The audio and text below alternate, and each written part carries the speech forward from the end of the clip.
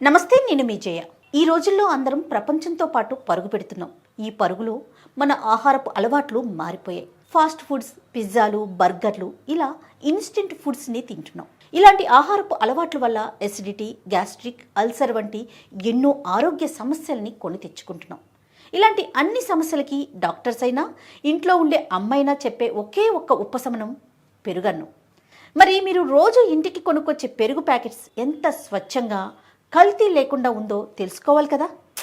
ఆ కష్టం మీకెందుకులేండి, మేమే తెలుసుకున్నాం. స్వచ్ఛంగా, ఎటువంటి కల్తీ లేకుండా అందరికీ అందుబాటులో ఉన్న పెరుగు Nandini curd.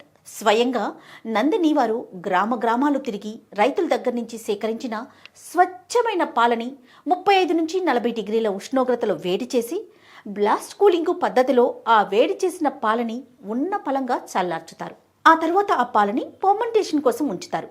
Lactic acid, east probiotics కారణంగా ఆ పాలు పెరుగుగా మారుతుంది. ఆ పెరుగుని ప్యాకెట్లో ప్యాక్ చేసి రిఫ్రిజిరేటెడ్ వెహికల్స్ ద్వారా రవాణా చేస్తారు. ఇక మన ఇంటికి పెరుగు స్వచ్ఛంగా అందేలా అన్ని విధాల జాగ్రత్తలు తీసుకుంటారు.